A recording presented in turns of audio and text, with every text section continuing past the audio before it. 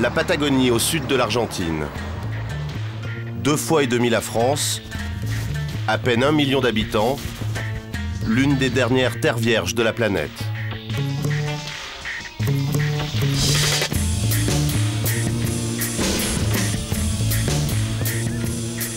Partout des moutons, encore des moutons. Un trésor sur pattes, une toison d'or. La laine de Patagonie est réputée comme l'une des meilleures au monde.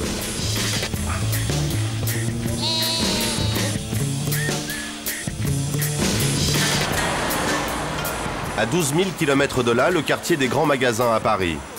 Une enseigne célèbre pour son slogan, Benetton et son United Colors, les couleurs unies. Le métissage, l'ouverture sur le monde, une marque de fabrique. Des pubs qui ont fait le tour du monde. Dans les boutiques du groupe, comme principal argument de vente, la qualité des étoffes, le tissu décliné sous toutes ses formes. Parmi les plus recherchés, la laine de Patagonie. Parce qu'on n'est jamais aussi bien servi que par soi-même, Benetton a acheté en Argentine un immense domaine. Le groupe est devenu du même coup le premier propriétaire terrien du pays. Mais la région est aussi le territoire ancestral d'une communauté indienne, les Mapuches. Et les descendants des premiers habitants de la Patagonie ne voient pas la présence du groupe italien d'un très bon œil. Nous les Indiens, vous savez, ici on est complètement entouré par Benetton. Ils profitent de nous et c'est terrible, parce qu'on est des pauvres gens. Que se passe-t-il donc en Patagonie? À quel prix Benetton produit-il sa fameuse laine? Voyage au pays des gauchos.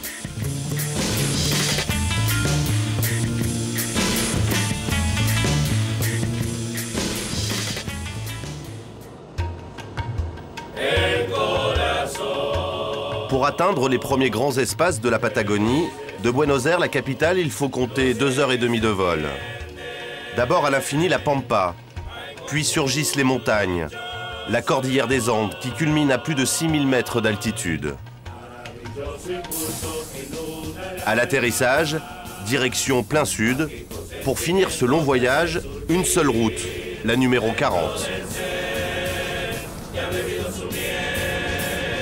Plus de 2000 km d'asphalte jusqu'à la Terre de Feu, le bout du monde de l'hémisphère sud, la dernière zone habitée avant l'Antarctique. La nature à l'état brut, comme elle existe de moins en moins.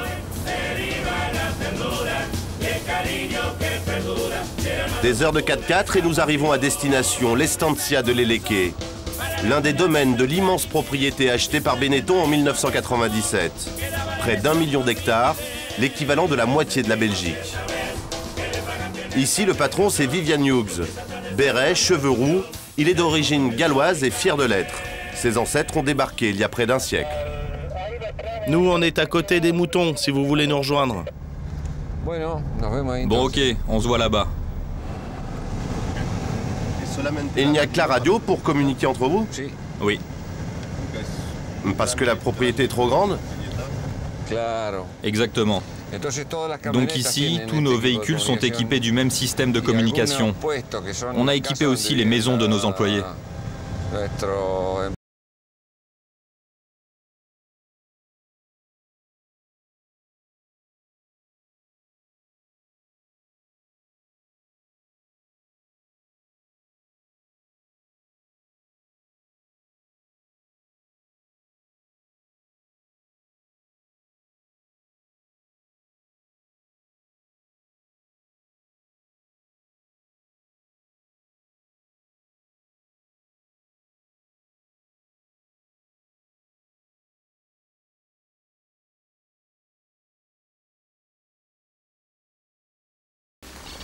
Comment vous vous appelez?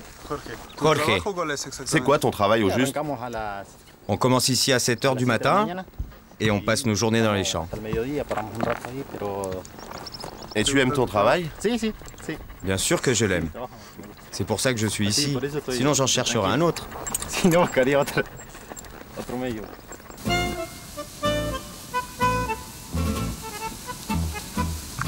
Dans ce troupeau, 2000 têtes. En tout, dans l'Estancia, des dizaines de milliers de moutons.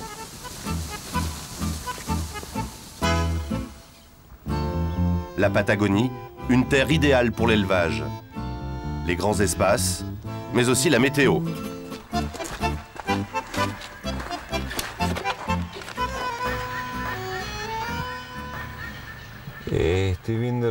Là, je regarde la température. Ce matin, il faisait 1 degré. Et là, maintenant, il fait 19 degrés. Et les conditions ici sont vraiment idéales pour élever les moutons? Bien sûr, ces terres-là sont idéales. Il pleut un peu, mais pas trop. Juste ce qu'il faut, l'idéal. Vivian Hughes accorde une attention toute particulière à son usine à champions, ce qui se fait de mieux en matière d'élevage. Produit de savants croisements des bêtes de concours qui raflent tous les prix. Salut Ricardo, comment ça va? Très bien, monsieur. C'est bon, je vous les ai préparés. Tout est prêt? Oui, oui. On peut aller les voir? Ricardo s'occupe exclusivement de ces moutons qui font la réputation de l'Estancia. Vous voyez ce bélier? Il a un arbre généalogique qui remonte à plus de 50 ans. Celui-là, il est vraiment spécial. C'est le fils d'un bélier qu'on a acheté en Australie. Et en fait, son père est le seul à avoir réussi à gagner tous les concours en Australie. Et ici, nous l'utilisons comme reproducteur. Sa caractéristique est d'avoir une laine d'une excellente qualité, une très belle couleur, très uniforme, assez propre, et une très grande quantité de laine, et bien sûr une laine très fine comme tout ce que nous produisons. Et on peut faire combien de polos avec cette laine? Combien de polos? C'est une question un peu technique. Mais nous, on estime qu'un bélier comme ça doit produire plus ou moins 18 kilos. C'est à peu près ça, Ricardo? 18 kilos de laine. C'est clair que cette laine est celle qui a le plus de valeur. Je ne sais pas si c'est la meilleure, mais en tout cas, c'est la plus chère.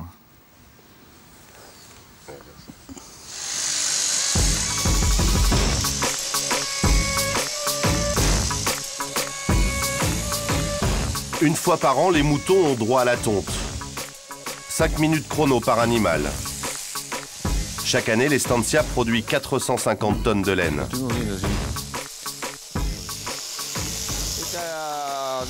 Cette pelote a souffert pendant l'hiver, sûrement à cause de l'humidité. Et ça produit comme un léger défaut.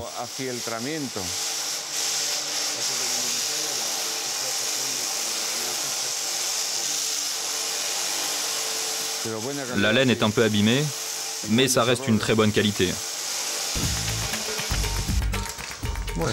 Lavée, conditionnée, cette laine sera ensuite expédiée en Italie. Mission accomplie pour l'animal, les ateliers Benetton feront le reste.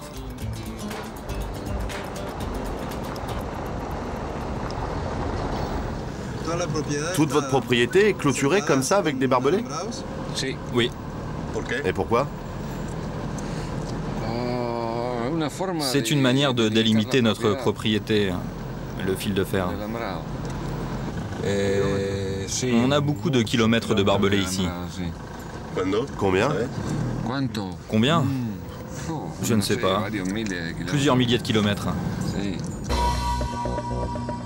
Les milliers de kilomètres de barbelés ont bouleversé la vie de la Patagonie.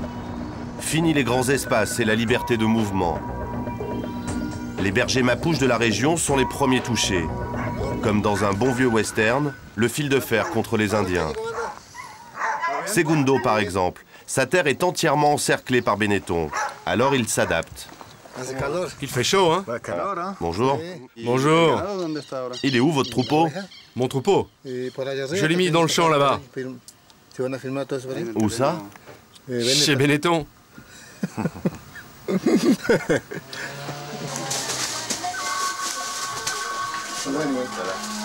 Pendant que ces bêtes broutent l'herbe de Benetton, Segundo nous invite chez lui.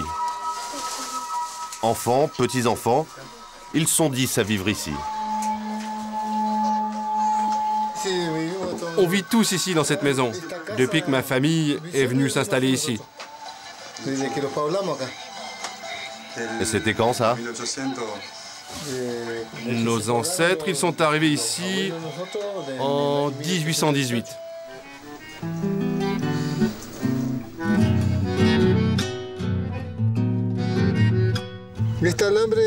Ces fils de fer sont à Benetton. Et vous voyez, ils arrivent jusqu'en haut, là-bas. Tout au fond. Tout est clôturé. Tout est à Benetton. Regarde mes petites filles. Elles arrivent. On a eu de la chance. Mais vous vous êtes trompé de terrain ou vous les mettez toujours ici? Non, non, je les mets toujours là. Comme je vous l'ai déjà dit, on vit ici depuis toujours. On a toujours mis nos bêtes là.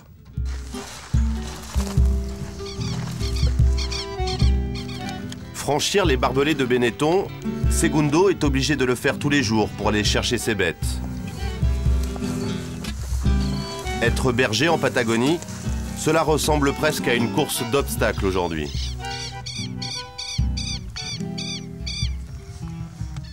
C'est un gros problème pour nous, parce que je ne sais pas si vous avez vu le petit terrain que j'ai.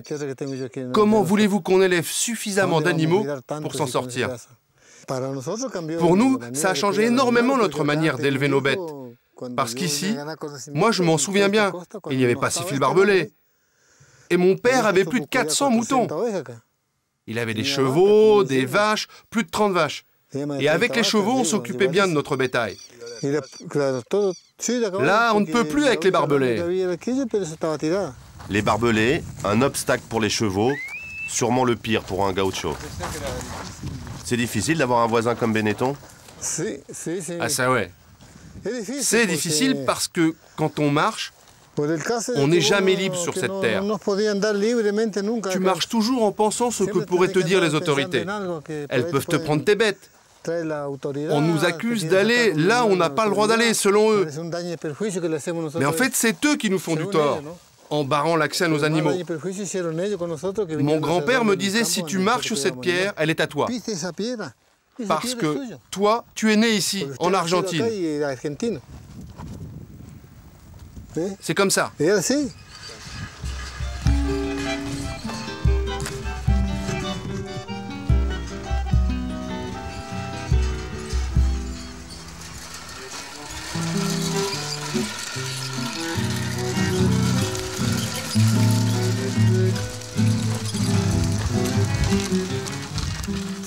Là-bas, ils installent des barbelés à pointe. Et avec ça, il y a beaucoup de bêtes qui se blessent. Mais pourquoi ils mettent ce type de barbelé? Simplement pour empêcher nos bêtes de passer. Mais bon, les animaux font 2, 3 passages, par-ci, par-là, et alors leur laine s'enroule autour du barbelé. Après, elles peuvent passer. Tu vois comment elles mettent leur laine? On dirait qu'elles le font exprès. Benetton est venu ici pour la qualité de cette laine? Oui, bien sûr, c'est pour ça. Elle a quoi en particulier? Cette laine, elle ressemble beaucoup à la soie. En plus de ça, elle est très ferme. C'est comme ça qu'on la reconnaît. Et Benetton connaissait cette laine avant de s'installer ici? Bien sûr. Oui, parce qu'avant qu'il n'arrive, on vendait toute notre production pour le marché italien. C'est pour ça qu'il savait qu'ici, il y a de très bons produits.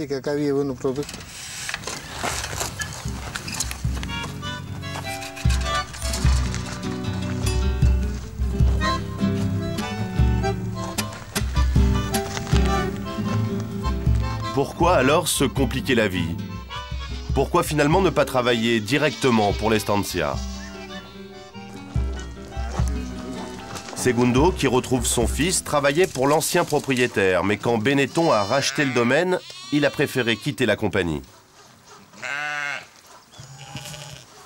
Quand ils sont arrivés ici, on avait un très bon salaire. Et nous ici, on était contents. Mais ça n'a duré que 2 mois. Après, c'était fini tout ça. Donc, nous avons décidé qu'il fallait quitter l'Estancia et qu'il fallait s'en sortir par nos propres moyens. On perdait notre temps là-bas. Moi, je connais certains des nôtres qui continuent de travailler là-bas. Et souvent, ils ont un salaire de misère. Un salaire de misère que je connais bien, parce que moi aussi j'ai travaillé là-bas quelque temps. Et j'ai vu comment on nous exploitait, le peu qu'ils nous donnaient. Alors après, il y a des gens que je connais qui me disent « Viens, viens à l'Estancia, on cherche du monde. » Et moi je leur dis « Oui, mais pas pour 25 pesos, je ne vais pas me tuer pour ça, parce que 25 pesos, c'est rien. » 25 pesos, c'est 5 € par jour. Alors pour la famille de Segundo, mieux vaut encore se frotter au barbelé de l'Estancia et construire son propre avenir.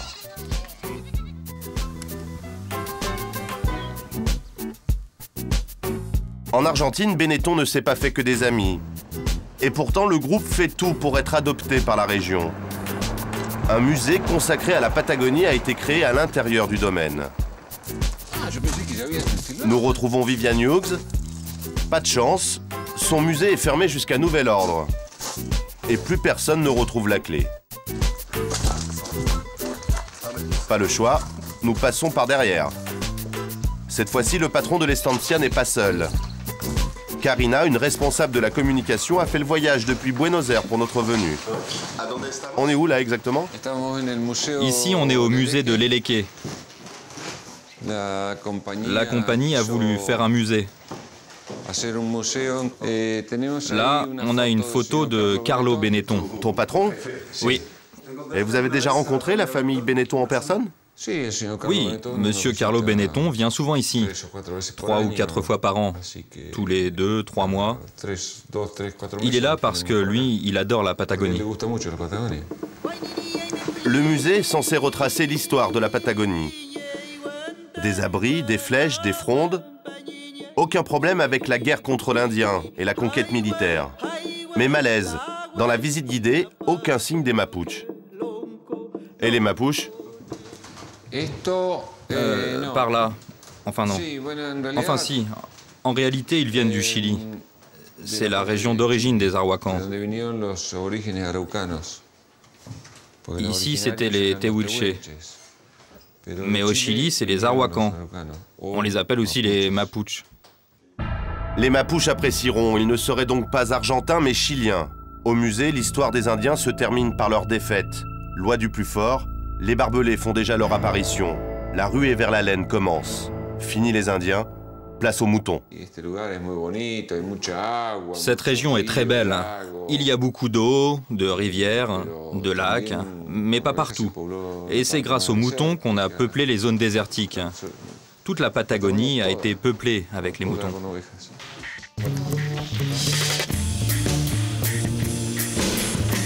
Suite de la visite. Toujours pour faire plaisir à la région, les bonnes œuvres du groupe. Des bibliothèques, des centres de soins.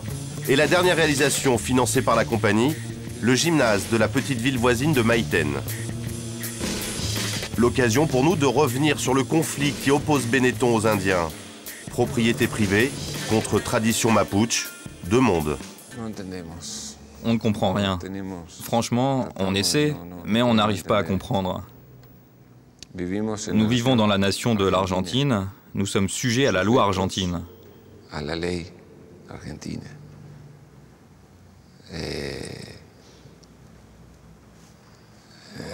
Imaginez que moi j'aille au Pays de Galles, où vivaient mes ancêtres, et là je débarque, et je dis mon arrière-arrière-grand-père vivait ici, et il avait ses vaches, sa maison, et moi je veux construire une maison. Qu'est-ce qu'ils vont faire? Ils m'arrêtent, ils vont me juger et me mettre dans un avion et on me renvoie direct en Argentine. C'est ce qui doit se passer ou non? Face à Benetton, il y a une poignée d'irréductibles. Des Indiens Mapuches partis sur le sentier de la guerre. Ils habitent à quelques kilomètres de l'Estancia. Bienvenue à la communauté Santa Rosa. Sur cette terre vivaient nos grands-parents, nos ancêtres. Et Benetton n'a jamais pensé que leur sang, leurs racines resteraient ici. Le monde indigène ne peut pas vivre sans la terre, et ça, c'est quelque chose qu'ils ne comprennent pas ou qu'ils ne veulent pas comprendre. Le monde indigène, qui a une culture millénaire, considère la terre comme sa propre mère. Alors on ne peut pas vivre sans mère. Les conquistadors venaient ici pour prendre nos richesses et s'en allaient. Le néocolonisateur, lui, peut nous prendre des choses, mais il veut nous pousser dehors. Et vers où? Je ne sais pas. Nous, on ne demande aucune permission pour être là, ni à Benetton, ni à la justice. Simplement, on demande pardon à notre terre de l'avoir abandonnée. Cela fait maintenant 6 ans qu'Attilio et sa femme Rosa s'accrochent à ce bout de Patagonie. Pas d'électricité, pas d'eau, mais peu importe. Ce qui compte pour eux, c'est la terre. Mapuche veut dire terre-mère. Au pied de la montagne Santa Rosa, petit tour du propriétaire avec Attilio. J'ai des patates, des haricots, des petits oignons. Et là, vous voyez pour le blé, j'ai trouvé un système pour l'arroser. Tout ce qu'il entreprend, c'est à la force de ses bras. Là, vous voyez le cours d'eau le moins long. Un peu plus loin, j'en ai fait un autre qui arrive jusqu'à la maison. Il fait 2 km avec des canaux qui zigzaguent un peu comme ça.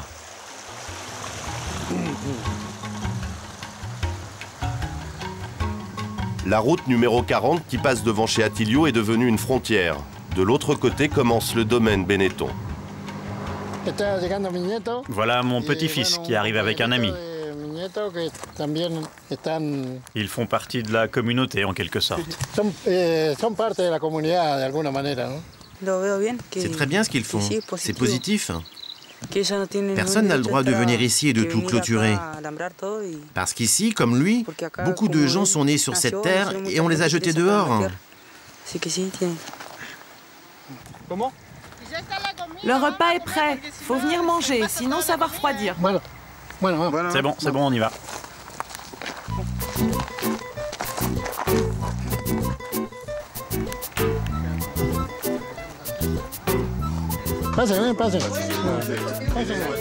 C'est bon là, on arrête, on mange.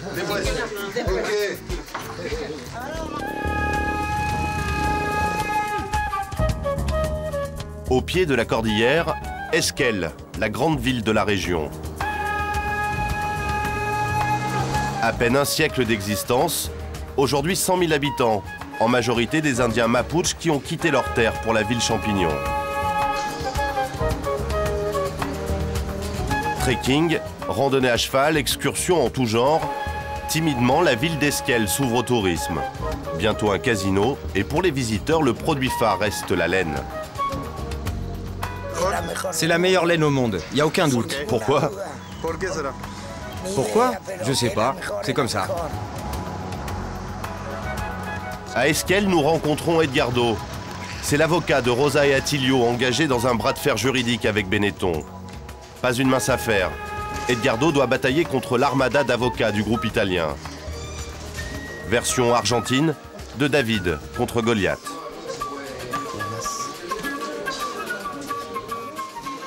Salut Luis, tu peux me donner le dossier de Santa Rosa? C'est le 1798.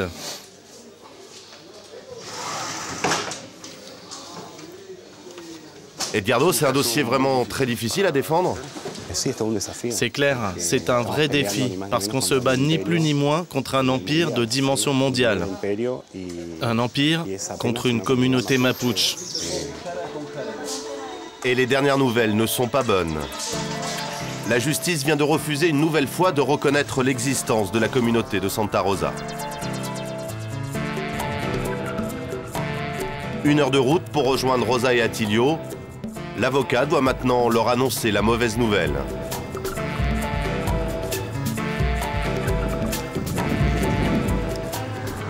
Salut Rosa. Comment ça va? On fait aller. Allez-y, allez-y. Bon, les recours qu'on avait présentés, ils nous les ont rejetés, les deux. Donc, maintenant, il faut aller devant la Cour suprême. C'est comme d'habitude, quoi. Ils ne reconnaissent toujours pas vos droits à vivre ici. Il reste encore sur cette position? Salut Attilio, ça va? Très bien, très bien. Je suis passé vous voir. Cela montre comment la justice des Blancs répond à nos demandes. Et comment elle répond? Elle répond toujours de manière négative. La justice nous refuse tout, même le droit de vivre ici. Un nouveau revers, mais il en faut plus pour décourager Rosa. Chez elle, une règle d'or. Ne jamais baisser les bras, ne jamais dépendre des autres. Les années de lutte ont aussi permis au couple de découvrir un autre monde. Un voyage à Rome financé par une association italienne. Ça, c'est la seule chose qu'on a pu voir, le cirque. Enfin, le Colisée. Des Mapuches à Rome. Oui. Eh oui. Moi, je trouve que c'est une très belle ville, mais il y a trop de bruit là-bas. En plus de ça, c'est tellement grand. Le voyage en soi, pour moi, c'était... D'accord, j'ai vu l'Italie, une partie de l'Europe, le vieux monde, mais je n'accordais pas beaucoup d'attention à tout cela. Moi, ce qui m'intéressait, c'était d'avoir des réponses et de les ramener sur mes terres. Quand on a rencontré Benetton, il a dit « Pour moi, il n'y a aucun problème. Je vais arranger tout ça. Je prends le téléphone et j'arrange tout ça en 24 heures. » Je ne sais pas ce que c'est 24 heures pour lui.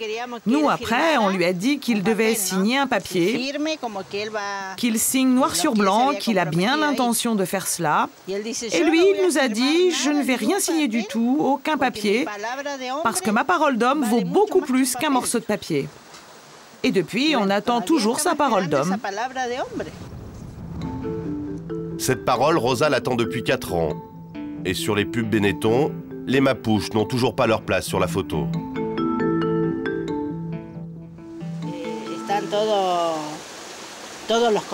Ils affichent toutes ces couleurs, mais moi je pense que la couleur des Mapuches, elle n'a rien à faire avec les autres. C'est sans doute parce que la couleur des Mapuches est trop forte et ils ne peuvent pas se l'approprier.